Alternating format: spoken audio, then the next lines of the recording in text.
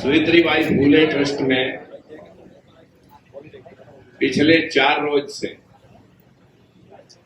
हम दिल्ली के लगभग 10 गांवों में गए हैं। आए हुए हैं 10 गांवों से बहुत सारे भाई यहाँ पर मौजूद हैं और उनकी उपस्थिति के साथ महाराष्ट्र तक से लोग, उत्तर प्रदेश से, राजस्थान से, उन सब का सम्मान मंच पे बैठे हुए नेताओं की तरफ से, अपनी तरफ से सबसे पहले आज इस मंच पे विराजमान एक उस महापुरुष का अंश, उस महापुरुष की प्रतिमूर्ति हमारे बीच में मौजूद है। मैं शब्दों से तो उनका सम्मान क्या करूं, अंतस्करण से जो आज इस प्रोग्राम में पिछले कई दिनों से उन्हीं के आशीर्वाद से हम ये प्रोग्राम करने के लिए, भाई मेरी विनती है जो हमारे वक्त जो लोग इधर खड़े हैं, महावीर जी खाना बंद करें 5-10 मिनट के लिए, खाना बंद करें। जो भी जा रहे हैं खाना बहुत है, खाने की कोई कमी नहीं है। हम पेट के पापी लोग, सबसे बड़ी बीमारी हमारी यही रहती है कि हम बस आते तो खाना खा के खिसक भी लिए, उन्हें पेट के दर्शन दे दिए सबसे पहले। ये जो परंपरा है, इसी परंपरा ने इस बैकवर्ड समाज का नाश कर रखा।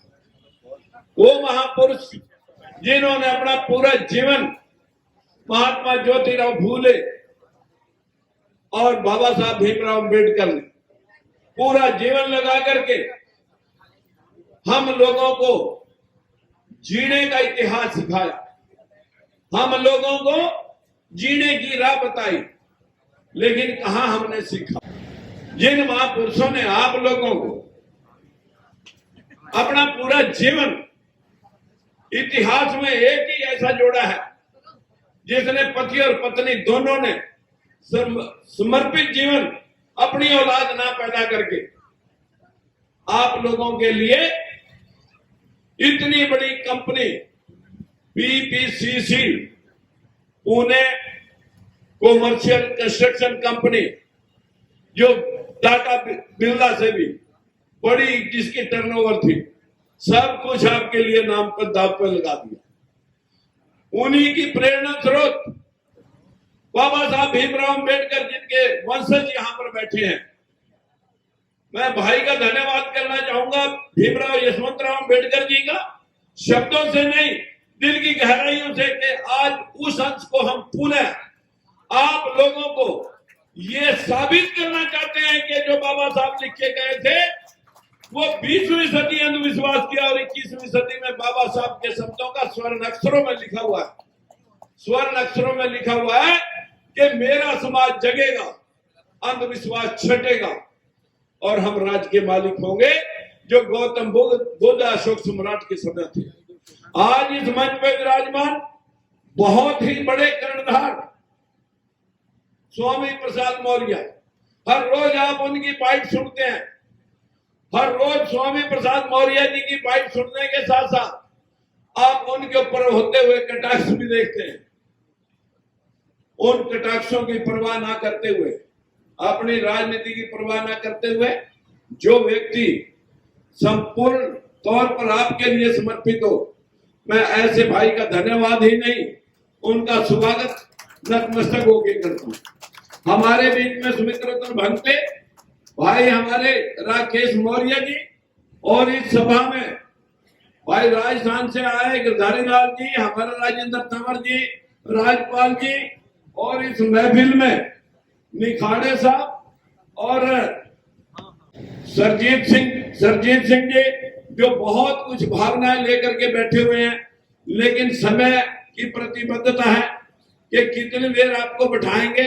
इस बार 2 बज चुके हैं, हमारे चीफ गेस्ट 2:30 बज चुके हैं, चीफ गेस्ट भी बोलने हैं। मैं कुछ बातें आपसे जरूर करना चाहूंगा। सभी महानुभावों का जो मंचासीन नेतागण, सभागार में उपस्थित मातृशक्ति और मेरे भाई और बहनों, शब्दों से नहीं, दिल की गहराइयों से आप सभी को नतमस्तक होकर प्रणाम करता हूं, आपका स्वागत करता हूं। आप सभी से उम्मीद करता हूं कि ये देश अंधविश्वास के नाम से लुट रहा है। ये देश, इस अंधविश्वास की जड़ें इतनी गहरी हैं कि यहां से सुनने के बाद भी जाकर के हमें डर लगने लग जाता है कि कहीं कोई देवी देवता हमारा सर्वनाश न कर दे। अरे मित्रों, हमारे देवी देवता जो 33 करोड़ थे वो हमें अधिकार नहीं दे सके। हम लोग बराबर में कुर्सी पे बैठ नहीं सकते थे, चारपाई पे बैठ नहीं सकते थे, मनुवादियों की बराबर में हम नहीं बैठ सकते थे, शिक्षा ग्रहण हम कर नहीं सकते थे। हम लोगों को पशुओं से भी बदतर जिंदगी जीने के लिए मजबूर होना पड़ रहा था। लेकिन 33 करोड़ देवी देवताओं ने जो नहीं किया, वो कल्ले महात्मा ज्योतिबा फूले जिसने शिक्षा दी, और एक बाबा साहब भीमराव अंबेडकर जिन्हें तुम्हें वोट देकर के राज लेने का हथियार दिया। ऐसे व्यक्ति ये मानव नहीं, महामानव है, महामानव थे।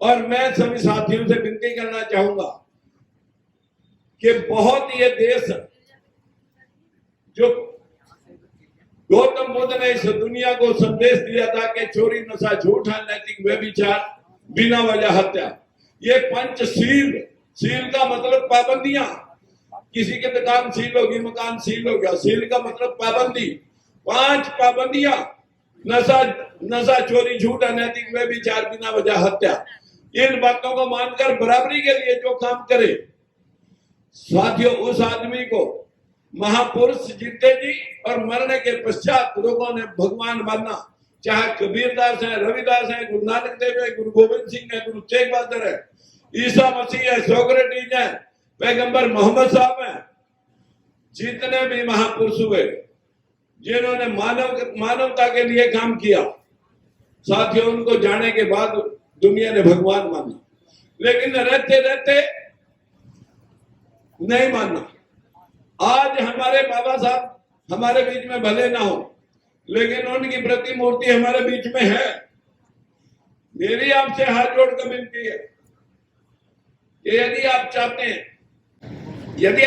हैं कि हमारा कल्याण हो जाए, तो ये जो मनुस्मृति के मुताबिक आपको जो कह रहे हैं कि वह शास्त्र पढ़ो, शास्त्र छोड़ करके, ये शास्त्र नहीं, ये शस्त्र है, तुम्हारा गला रेत लेंगे।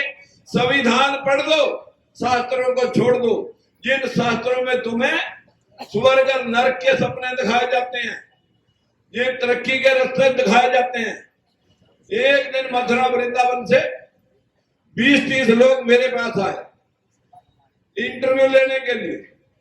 मैंने कहा, भाई तुम तो शास्त्रों के ज्ञाता हो, ये पूरा देश स्वर्ग में जाना चाहता है, कोई भी व्यक्ति नरक में जाना नहीं चाहता, और सभी ने अपने माँ बापों के आगे स्वर्गीय लिखा हुआ है। मुझे लगता है अभी तक कोई नरक में गया भी नहीं होगा। मैं भी स्वर्ग देख के आना चाहता हूँ, जाने से पहले कहीं से रास्ता जा रहा हो क्या, मेरे को बताएंगे? बोला जी बता देंगे। मैंने कहा, पर पहला मेरे को ये बताना पड़ेगा कि मैं पिछले जीवन में और मौजूदा जीवन में स्वर्ग में था या हूं, पहले ये बताना पड़ेगा। बोला जी ये तो हम पिछला तो बता नहीं सकते, अगला रास्ता आपको जरूर बताएंगे। मैंने कहा, भाई अगला क्यों मैं मानूं आपका? जो पिछला जो हो चुका है उसे तुम बता नहीं सकते, अगला मैं कैसे मान लूं कि ये आप सही बोल रहे हो या सच बोल रहे हो, झूठ बोल रहे हो? मैंने कहा, फिर मैं बता देता हूँ स्वर्ग नरक की, मैं पिछले जीवन में स्वर्ग में था या नरक में। बोले जी बताओ। मैंने कहा, मेरी उम्र 70 साल, 70 साल पहले कहाँ था? अपनी माँ के गर्भ में। ये अंडरस्टूड है, इतना तो कन्फर्म है सबको। कहां से आया? बाप के मिलने से। उससे पहले मैं अपने बाप के खून में, शुक्राणुओं में था। शुक्राणु कहां से बने? खून से। खून कहां से आया? रोटी से। रोटी कहां से आई? अनाज के पेड़ पौधे से। अनाज का पेड़ पौधा कहां से आया? अनाज का पेड़ पौधा कहां से आया? जब 5 तत्व जिनको हम भगवान कहते हैं, जिनसे सृष्टि का निर्माण होता है। गौतम बुद्ध ने कहा कि कोई आत्मा या परमात्मा नहीं है, ये पंच तत्व ही जिनको आप भगवान मानते हो, ये पंच तत्व ही सृष्टि के वाहक है। ये पंच तत्व ही सृष्टि का निर्माण करते हैं। वैसे भूमि, कैसे गगन, वैसे वायु, ऐसे अग्नि और वैसे नीर। भय गय वह न भगवान, जिसको हम कहते हैं कण कण में व्यापक है। हवा है दिखती नहीं, गर्मी है दिखती नहीं, अंतरिक्ष है दिखता नहीं, पानी और मिट्टी दिखते हैं, लेकिन पानी को भी उंगली डुबो करके देखना पड़ेगा गर्म है या ठंडा। साथियों, ये पंच तत्व, मैंने कहा मैं उस पेड़ पौधे से पहले इन पांचों तत्वों में था। मिट्टी में, पानी में, अग्नि में, वायु में, ब्रह्मांड में। पांचों तत्व बरसात में इकट्ठे हुए, किसी पेड़ पौधे का जन्म हुआ और पेड़ पौधे के जन्म से मैं उसके अनाज लगा। मिट्टी, पानी, अग्नि, वायु से पेड़ पौधे में आया, पेड़ पौधे से मैं अनाज में गया। अनाज की रोटी बनी, मेरे बाप ने खाई। खाना खाने के बाद उसका खून बना, स्पर्म बने। स्पर्म बढ़ने के बाद माँ बाप मिलन में गर्भ में गए। अब पैदा होके 70 साल का हो गया। 70 साल का हो गया, जिस दिन मरूंगा सबसे पहले हवा निकल जाएगी, शरीर बर्फ जैसा ठंडा हो जाएगा। अग्नि तत्व अग्नि मिल गया, हवा हवा मिल गई, किसी ने जलाया दफनाया। मिट्टी मिट्टी में मिल गई, पानी वाष्प पड़ के ब्रह्मांड में उठ गया। आते हुए क्या कहेंगे आप जब किसी के संस्कार या उसके वो क्रियाकर्म करके जब उसको लौटेंगे, उसको जला के दफना के पंच तत्व में विलीन हो गया। पांच ही तत्वों से बना, पांच ही तत्व में विलीन हो गया। ना कहीं से आया ना कहीं गया। लेकिन पंडा पुजारी यहां भी तुम्हारा खेड़ा नहीं छोड़ेगा। वो कहेगा ना ना, ये तो शरीर मरा, आत्मा अजर अमर है। जैसे कर्म करोगे आत्मा ने वैसे भुगतान करेगी। या तो स्वर्ग में भगवान के चरणों में जाके मोक्ष प्राप्त करेगी, अगर ज्यादा दान पुण्य पूजा पाठ करा होगा तो मोक्ष प्राप्त करेगी। थोड़ा किया होगा स्वर्ग में जाएगी, ज्यादा खराब काम किए होंगे फिर नरक में जाएगी। फिर तुम्हारा गधा, कुत्ता, खच्चर, घोड़ा बनेगा। बस हम यही डर जाते हैं, महाराज पिताजी मेरे को घोड़ा, खच्चर, कुत्ता बनने से बचा ले, जो भी दान पुण्य करावा करा ले। यही डर इस जनमानस का नाश करता है। मैंने उनसे पूछा, जो लोग आए थे इंटरव्यू लेने, मैंने कहा पक्की बात है कि आत्मा अजर अमर है, न मरती है न जन्म लेती है। बोले जी 100% गारंटी, आत्मा अजर अमर है, न मरती है न जन्म लेती है। मैंने कहा फिर जब हमारा देश आजाद हुआ, 35 करोड़ आबादी थी, जिसमें 12 पाकिस्तान में चली गई, 23 हमारे पास थी। 23 करोड़ आबादी थी आजादी के समय, अब आबादी हो रही है 140 करोड़। मैंने कहा फिर 117 करोड़ आत्माएं कहां से आई? जो तुम कहते हो हर आदमी में एक आत्मा है, ये आत्माएं 117 करोड़ कहां से पैदा हुई? अब वो देखते हैं मेरे मुंह की तरफ। मैंने कहा तो सवाल रखा, अब जूता भी यहां रखा, ये भी मैं पूछूंगा। मैंने उनसे पूछा कि बताएं, क्या आपको लगता है कि आत्मा अजर अमर है, पैदा नहीं होती है? आत्माएं कहां से पड़ी? मैंने कहा बाहर के देशों की सारी दुनिया मर गई होगी, उनकी आत्माएं भारत में प्रविष्ट होगी, या कुत्ते, बिल्ले, मच्छर, मक्खी, कीड़े मकोड़े, सभी जीव जंतु मर गए होंगे, उनकी आत्माएं मानसों में प्रविष्ट होगी। ऐसा है क्या? बोले ना, ऐसा भी नहीं है। मैंने कहा फिर आत्माएं कहां से आई? वह एक दूसरे के मुंह की तरफ देखें। मैंने कहा मैं बताता हूं अगर तुम्हें नहीं पता। मैंने कहा मेरे माँ बाप थे 2, हम हुए 6 बहन भाई। माँ बाप 2 थे, हम 6 हो गए। आगे हमारे बच्चे मिला करके, लेडीज मिला करके हो रहे 36, और 5-4 पीढ़ियों में हो जाएंगे सैकड़ों। ऐसे ही मानसों के मानस, जानवरों के जानवर, पशुओं के पशु, कुत्ते बिल्लियां के कुत्ते बिल्लियां, भैंस बकरी की भैंस बकरी, कीड़े मकोड़े कीड़े मकोड़े, नर मादा के मिलने से या बैक्टीरिया से। जब ये पृथ्वी सूर्य टूट के अलग हुई थी तो बैक्टीरिया से जब पानी सड़ा, इसी ग्राउंड में पानी भर के खड़ा कर दो, बीज डालने की लोड़ नहीं। 1 साल खड़ा रहने तो मछलियां, कोकरोच, सांप, मेंढक, दुनिया भर के जीव जंतु इसमें पैदा हो जाएंगे। बीज डालने की जरूरत नहीं है। जो बैक्टीरिया बनेगा, जो पानी सड़ेगा, बैक्टीरिया बनेगा। आपके यहाँ चोट लगी, 4 दिन एंटीबायोटिक ना खाओ, इसमें बीज नहीं डाला किसी ने, कीड़े पड़ जाएंगे। या बैक्टीरिया से या नर मादा के मिलने से ये सृष्टि यहीं पैदा हो रही और यहीं खत्म हो रही, लेकिन स्वर्ग नरक के नाम पर पूरी दुनिया लूट ली इन पाखंडियों ने। मेरी आपसे विनती है, स्वर्ग क्या है? आपके घर में दाल रोटी का जुगाड़ ठीक है, बच्चे कहने में समाज में इज्जत है, मुकदमे बीमारी से घर दूर है, नींद बड़ी आती है, अमीर है गरीब है, आपका घर स्वर्ग है। उसके दूसरी तरफ अगर भाई भाई का खून का पैसा और एक एक जमीन, एक एक इंच जमीन और एक एक पैसे पे भाई भाई का दुश्मन हो रहा, मुकदमे बीमारियां चल रही, या किसी को पैरालाइज हो गया, पूरा घर तबाह हो रहा और पेशेंट के कीड़े पड़ गए, और या किसी को ब्रेन हेमरेज हुआ और कोमा में चला गया, 4, 6 साल 10 साल तक मरा भी नहीं और जिंदा भी नहीं, या किसी का एक्सीडेंट हुआ, डॉक्टर ने पुट्ठा लमका रखा, साल हुए, सालों साल आदमी बेड पे पड़ा रह जाता है। मित्रों, इसी जीवन में आपके कर्मों का भुगतान यही होता है। यो जो आपको कंसेप्ट दिया गया कि आप सारा जो भी कमाओ, दान पुण्य करो, पूजा पाठ करो, यो जीवन तो आपका खराब जरूर होगा, लेकिन अगला जीवन स्वर्ग में हो जाएगा।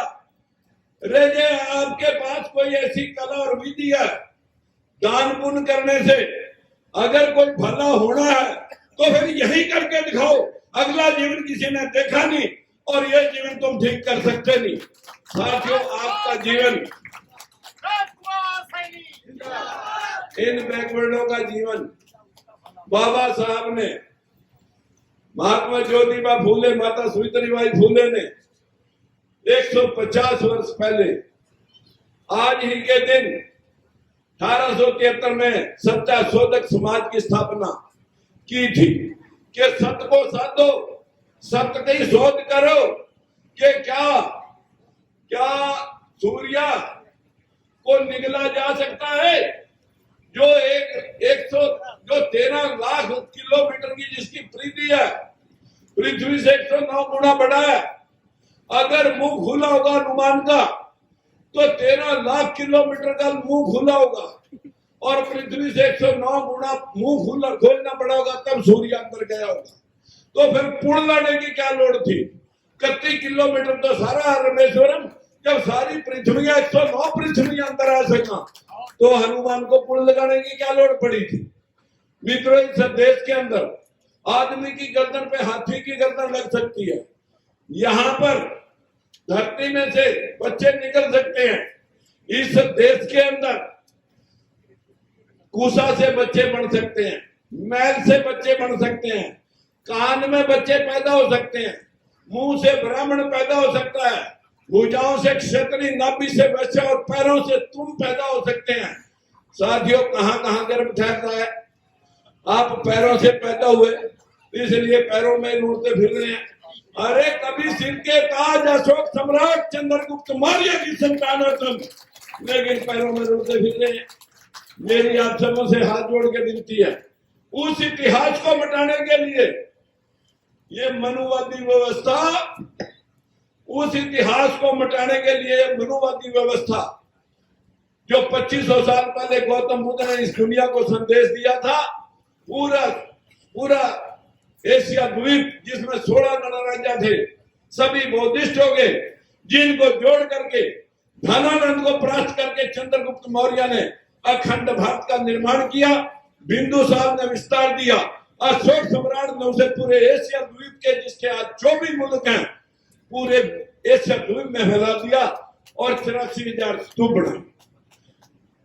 ये राजा अशोक सम्राट कलिंगा युद्ध में ज्यादा रक्तपात को देख करके हर जगह परिवर्तन होता है, युद्ध ना करने का संकल्प लेता है, और बौद्ध धर्म के प्रचार प्रसार में लग जाता है।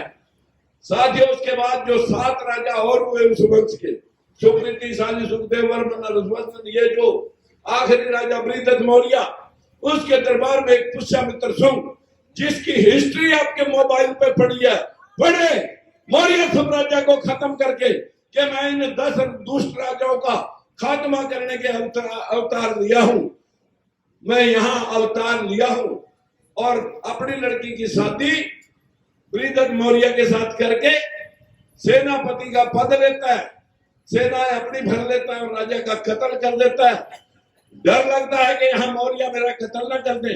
वहां से राजधानी अयोध्या 184 ईसा पूर्व बसाता है। 2200 साल पहले अयोध्या बसी। किस किस वंश ने अयोध्या पर राज किया? सब बसाई पुष्यमित्र शुंग ने, शुंग वंश ने, उसके 6-7 राजा, उसके बाद पाल वंश, उसके बाद कनिष्क वंश, गुप्त वंश, सातवाहन वंश और उसके पश्चात मुगल वंश। किस किस वंश ने इस देश पर राज किया उसका इतिहास आपकी हिस्ट्री में है। लेकिन ना आप हिस्ट्री पढ़ना चाहते हो, ना आप अशोक सम्राट गौतम बुद्ध और चंद्रगुप्त मौर्य को पढ़ना चाहते हो। उस वंश को सर्वनाश करके यहाँ पर उसने कहा मैं भगवान राम विष्णु का अवतार इन दुष्टों को खत्म करने के लिए अवतरित हो जाऊं। कहाँ अवतरित हुए? श्रृंगी ऋषि की खीर खाने से 3 रानियां दशरथ की गर्भवती होती हैं। श्रृंगी ऋषि की खीर खाने से रानियां गर्भवती हुई। ये श्रृंगी ऋषि कौन था? ये वही पुष्यमित्र शुंग है जो कह रहा है कि श्रृंगी ऋषि भिंडरक का बेटा है। ये भिंडरक कौन है? जब आप मत्स्य पुराण पढ़ोगे, क्योंकि कई पुराण, मत्स्य पुराण, बड़ा पुराण, गरुड़ पुराण, भविष्य पुराण, बहुत पुराण है, लेकिन जब मत्स्य पुराण पढ़ोगे उसमें आपको मिल जाएगा लिखा हुआ कि मछली के पेट से भिंडरक ऋषि पैदा होया। अरे मछली अंडे देती है पानी में, पानी में वो भगवान पैदा कैसे होया? मछली अंडा देने जमीन पे आई तो मछली जिंदा कैसे रही? लेकिन पैदा कर दिया भिंडरक ऋषि। वो दिनों दिन पूजा में बैठ गया और पूजा जब कर रहा था मित्र, तो उसके कुटिया के सामने एक हिरनी चल रही थी। वह उसे बड़ी सुंदर लगी, उसके साथ उसने सहवास किया। वह गर्भवती होगी, जिससे श्रृंगी ऋषि एक सींग वाला बच्चा पैदा होया। वो श्रृंगी ऋषि की खीर खाने से रानियां गर्भवती होगी।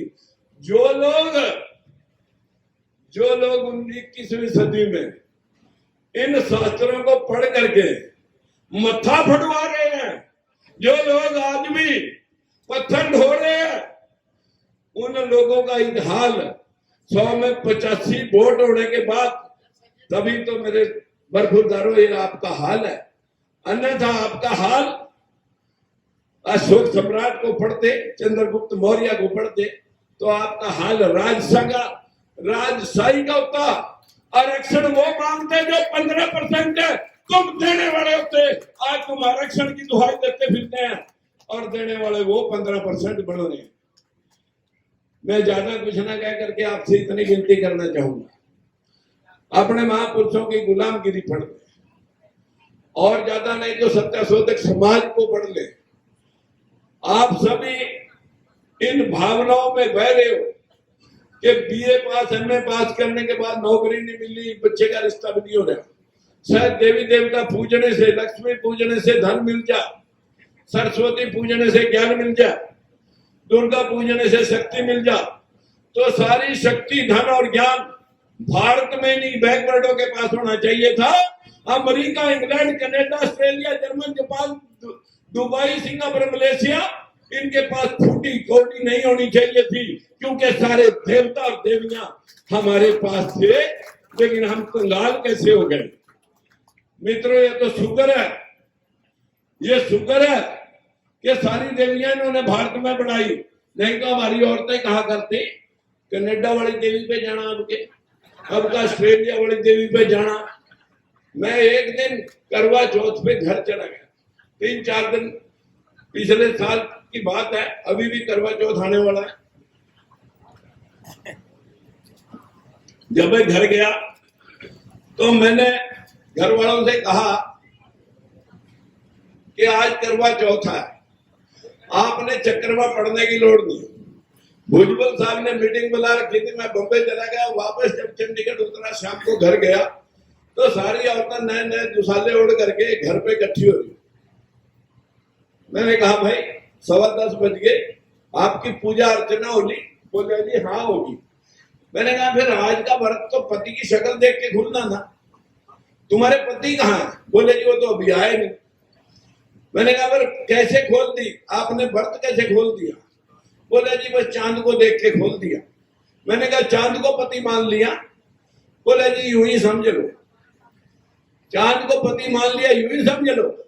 जब हमारी किसी धर्म जात की औरत होती है, बाहर निकलती है गली में, चांद निकला हो, शाम हो रात हो, देख बेटे चंदा मामा, देख बेटे चंदा मामा निकले, तब तो मैं क्या तुम्हारा भाई है, आज वो तुम्हारा पति है।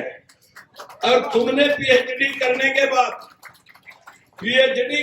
बाद डिग्री ले ली, तुम्हारी पूजा अर्चना से हम 9 भाई बहन भतीजे जिंदा हैं और तुम भी जिंदा हो। तुमने तो हमारी लंबी उम्र कर दी। जिनकी पत्नियां मर गई, तलाक हो गया, छोड़ के चली गई, वो तो साल 2 साल में सारे मर जाएंगे, उनका क्या करेंगे? तुम्हारे लंबी उम्र करने से हमारी लंबी उम्र होगी। पूरा नारी जाति के ऊपर शिकंजा मनुवादी व्यवस्था का खींचा हुआ है। हमारी नारी कितनी भी मतलब ज्यादा पढ़ लिख जाए, लेकिन उसके दिमाग से भूत नहीं उतरता अंधविश्वास का। और सारी जो पूरी साइंटिफिकली जो इनका करिश्मा है, अपने बच्चों को कायर बनाने में हमारी नारी जाति का अहम रोल है। दुर्गा पूज ले, सरस्वती पूज ले, भगवान आ जाए, विष्णु आ जाएगा, फलाना आ जाएगा। मेरी बहनों से विनती है, वैसे मैं कल परसों नजफगढ़ में गया था, वहां मुझे कुछ जागरूक महिलाएं मिली थी, उनका धन्यवाद करता हूं और वो आई भी हैं। लेकिन अभी आपको राजकुमार सैनी, स्वामी प्रसाद मौर्य और हमारे भाई भीमराव यशवंतराव की तरह और सुमित्रा रतन भंते की तरह हमें बहुत काम करने की जरूरत है। हमें लोगों को अवेयर करना पड़ेगा। जब तक जागरूकता नहीं तो राज नहीं, और राज नहीं तो समस्याओं का हल नहीं। जो लोग आप अपने घुटने घिसा करके बच्चे पैदा करते हैं, नाम रख नहीं सकते। अमेरिका में किसी पत्रकार ने पूछा किसी पंडित पुरोहित को कि तुमने इतनी पाबंदियां लगा रखी, तुम्हारे खिलाफ देश में विद्रोह नहीं होया? बोले कौन करेगा विद्रोह? जो लोग अपने बच्चे पैदा करते हैं, नाम नहीं रख सकते, लड़के लड़कियों को अपने आप रिश्ते तलाशते हैं, शादी करके फेरे नहीं कर सकते, जो लोग अपने पैसे कमा का मकान बनाते हैं, घर में घुस नहीं सकते, और तो और मुर्दे की अर्थी भी उठा के नहीं जा सकते, जो लोग अपनी जिंदगी के फैसले ले ही नहीं सकते, वो देश में क्या इंसाफ लेंगे? मित्रों, आज इस देश में इंसाफ लेने के लिए, इंसाफ लेने के लिए जागरूकता की लोड़ है। हमारे भाई स्वामी प्रसाद मौर्य बाबू पे धड़क ताल ठोकने में लगे हुए हैं, और सुमित्रा रतन भंते और हम सब से अपील करते हैं कि जिसके जिगर में, जिसकी जमीन में जितनी हिम्मत है, उतने समाज को जगाने के लिए प्रयास करें। जैसे कभी बाबा साहब भीमराव अम्बेडकर, महात्मा ज्योतिबा फुले और माता सावित्रीबाई फुले ने अपना जीवन लगा करके आपको कुर्सी पर बिठाने के काबिल किया, शिक्षा लेने के काबिल किया, सरकारें बदलने के लिए आपको प्रेरित किया, आपको वोट दिया। लेकिन ये वोट डाल करके कभी अपने खाते में भी राज के मालिक बन जाओ, यही प्रार्थना करने के लिए मैं आपसे अपील कर रहा हूं और 4 दिन से आपके बीच में हूं। नमो बुद्धाय, जय भीम। हमारे चैनल बहुजन दस्तक को लाइक, शेयर, सब्सक्राइब देखना मत भूलिएगा। जय भीम, जय भारत, जय संविधान, नमो बुद्धाय। धन्यवाद। चैनल आर्थिक समस्या से गुजर रहा है। अगर आप बहुजन समाज में बाबा साहेब आम्बेडकर और तथागत बुद्ध की विचारधारा को अधिक से अधिक लोगों तक पहुंचाना चाहते हैं तो हमें आर्थिक सहयोग प्रदान करें, ताकि हम अपने चैनल के माध्यम से देश विदेश में समता, बंधुता, एकता और संवैधानिक अधिकारों को ज्यादा से ज्यादा लोगों तक पहुंचा सकें। आप अपनी सहायता राशि नीचे लिखे खाते में जमा करा सकते हैं। खाता धारक गौतम रत्ना, खाता संख्या 3169576865 IFSC कोड SBIN 0060336, बैंक भारतीय स्टेट बैंक। आप हमारे बैंक खाते का विवरण स्क्रीन पर भी देख सकते हैं। जय भीम, जय भीम। मैं गौतम रत्ना आपका बहुजन फिल्म प्रोडक्शन में स्वागत करता हूं और आप हमारे प्रोडक्शन हाउस के अंदर अपना कैरियर बना सकते हैं as a film director, as a producer and actor and actress and editor and cinematographer also. अगर आपको फिल्म से रिलेटेड कुछ भी प्रोजेक्ट आपको बनवाना है तो हमारे पास में पूरा सेटअप है, जिसमें फिल्म कैमरा है, शूटिंग लाइट्स है और एडिटिंग है। सारा A to Z एक ही जगह पर आपको हमारे यहाँ पर मिल जाएगा। तो दोस्तों आप हमें कांटेक्ट कर सकते हैं हमारे नंबर्स पर 9810085714 और 8510005714। हमारे वेबसाइट पे विजिट कर सकते हैं www.filmserviceindia.com और हमें मेल भी कर सकते हैं gautamfilmsproduction@gmail.com पर। धन्यवाद।